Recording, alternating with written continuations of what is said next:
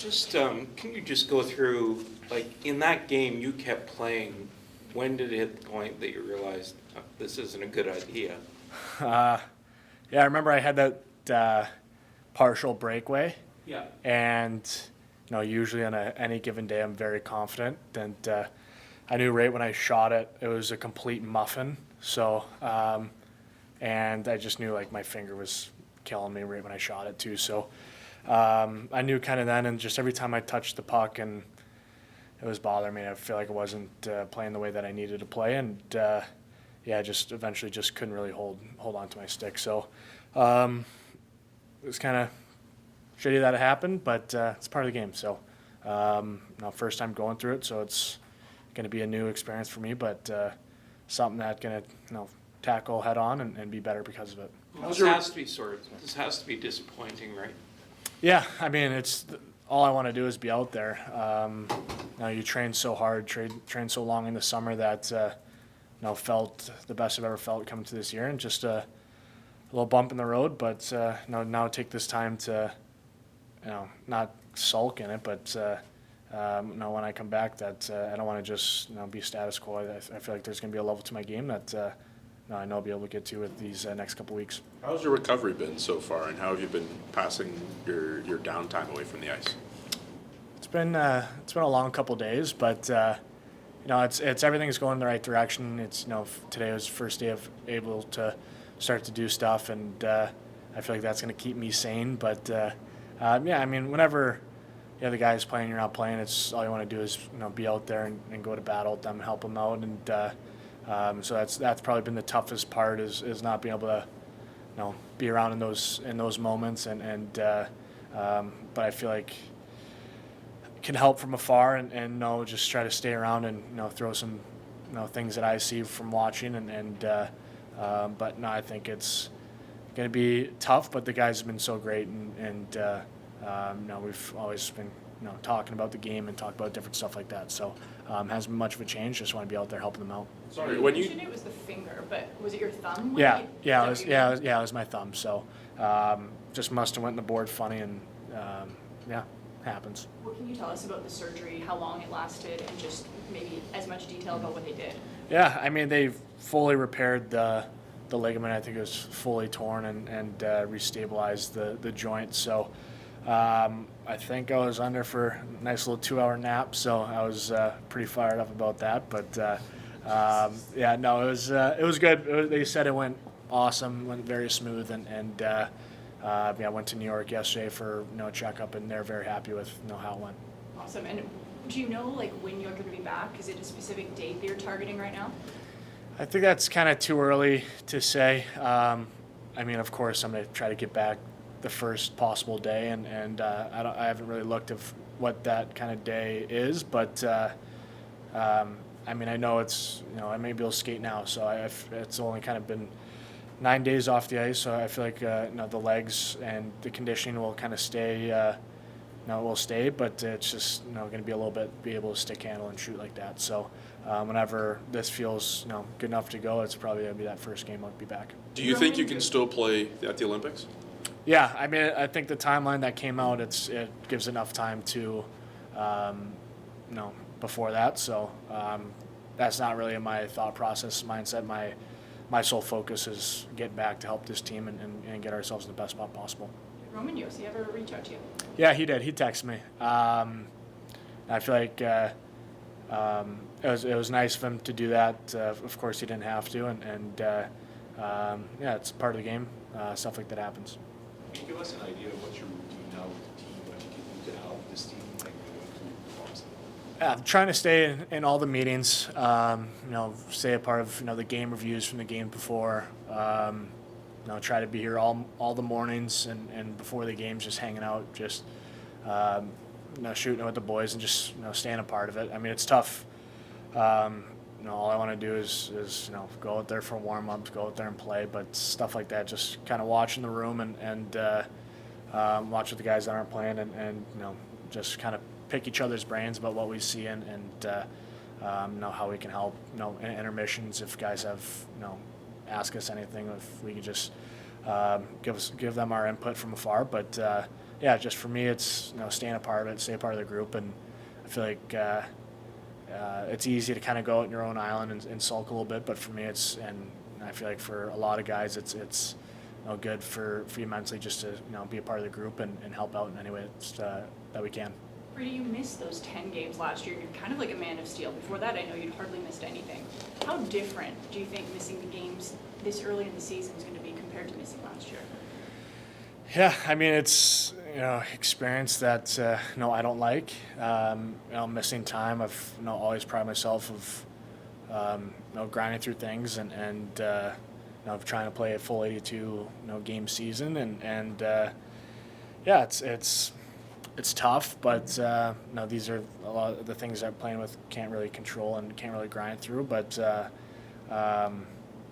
yeah, just about I guess being okay with it and knowing that there's so much hockey after when I get back but for the meantime, just trying to help out and control the things that I can and so when I get back that not just smooth sailing but ready to rock when we get back.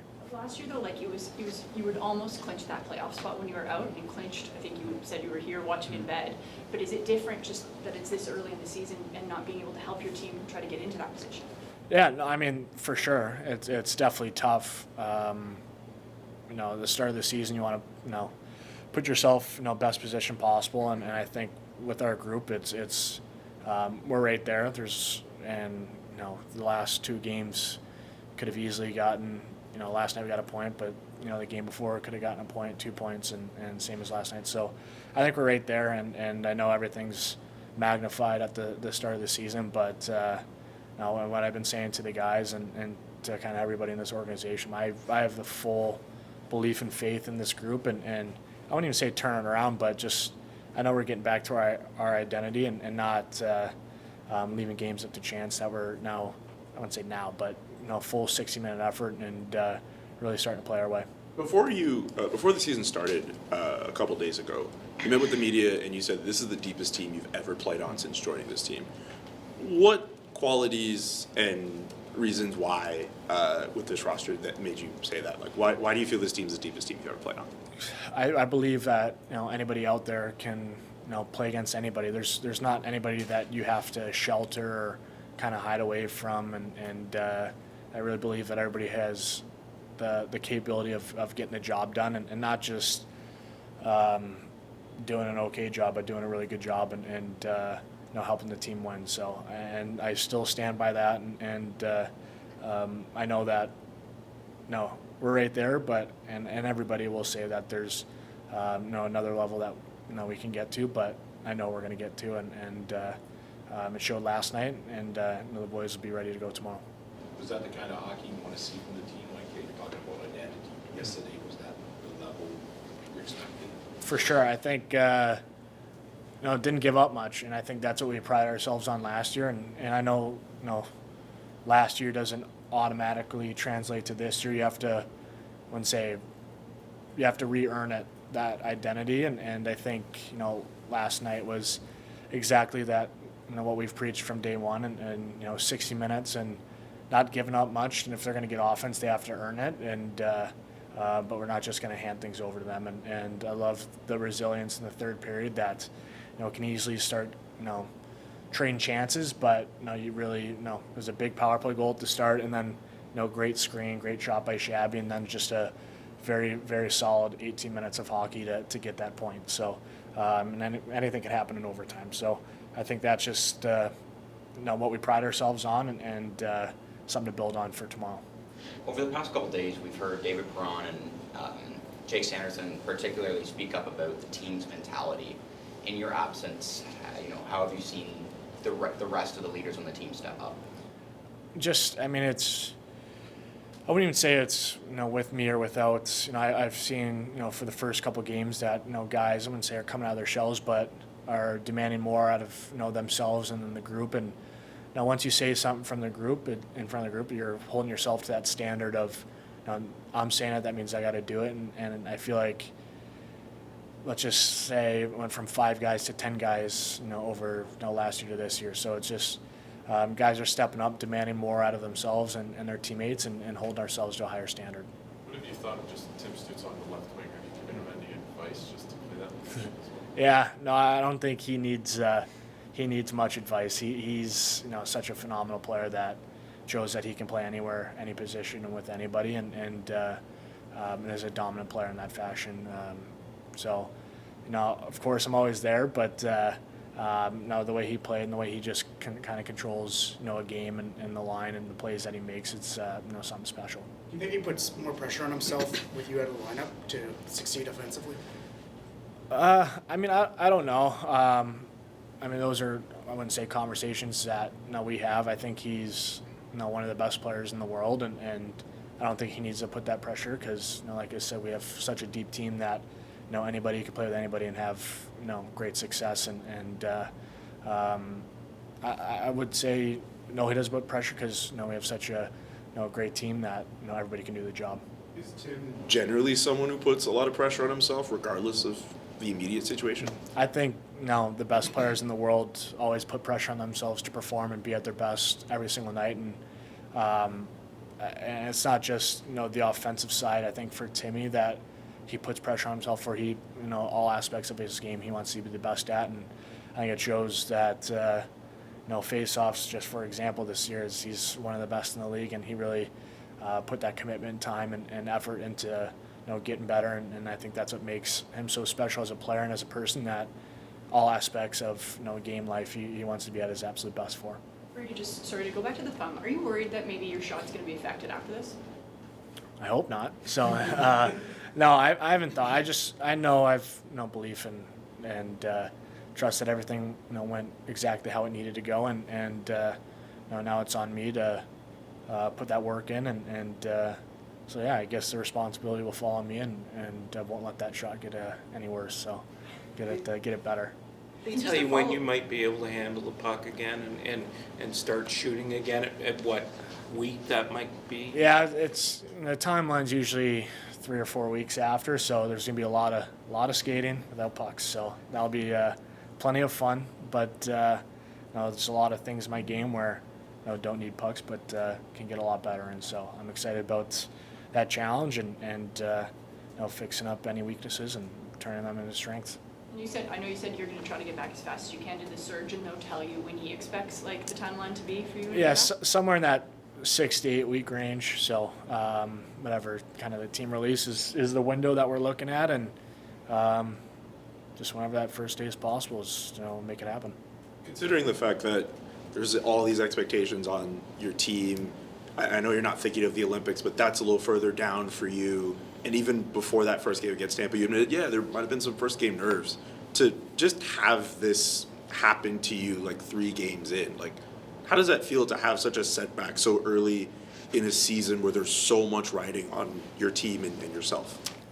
Yeah, it's definitely a tough test mentally, but I think with that it's an opportunity to face that adversity and get better because of it, and be a better person, player, leader, and it's an opportunity to grow in that aspect. So I'm trying to look at it that way, that stuff like this happens, and now it's an opportunity to find different levels to me as a person and me as a player. What's your message to fans who are hoping to come to games and see Brady and now have to wait 6 to 8 weeks? What's your message for them? Yeah, it's I miss them more and miss playing in front of them more than it's tough. It stinks. I always appreciate their support and their well wishes, and we'll be back before we know it, and be ready to rock, and we'll need them every step of the way for our team, and can't wait to see them soon.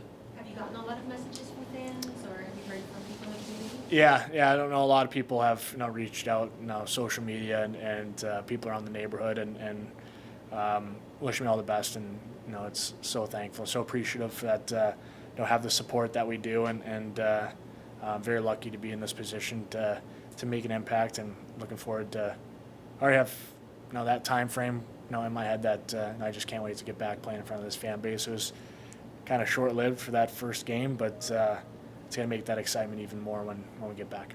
What about that video from the Chio kids? That was so awesome. That caught me by surprise, and that was probably the day where I was grinding the most mentally. That definitely put a smile on my face, and just such amazing people in this city, and the kids at Chio are very special as well. I just don't know when I'm going to get to chat with you again. And James Duthie had this trailer that came out for his book, and there was a story about you messing with Claude Giroux's sticks. I just watched the footage and I remember that game. Have you hashed that out with Claude? What was his reaction to you afterwards? I got the silent treatment. Yeah. Very lucky that we won that game, because after the first period, I tried talking to him, and it was like I was invisible. So, but I think it was after the game and after we won that game, we laughed about it. But that's something that completely went over my head, and I just totally forgot about. And then once it happened, I was Peter panicked. So I was like, oof, I'm going to be in some trouble after this one. So, no, it was a good story and something that we still laugh about. Besides the silent treatment, did he ever get you back? No, but he just keeps putting that. He's like, I'm going to get you back one day. And I think he forgets sometimes, but once that gets brought up, he always reminds me. Sorry for asking another question that has nothing to do with your injury, since we don't know when we'll Yeah. have you again, but you've done it before, but I'm curious what it's like to hit an opposing player into a player bench. I know you've done that before, and A question I didn't expect today. It's the first time I'm working out. No, it's unreal. I feel like, About the time you did it? what's that? What do you remember about the time I forget which team you It did was against? Jersey, Yeah. and did it, and I remember right after it was Dermy was on the bench, and he stood up, and I don't know if he whacked me or something, but I was like, all right, that's probably my last hit of the night. So yeah, I feel like you grow up and you're like, oh, I want to just hit somebody in the bench, and when it happens, it's pretty neat. So take it.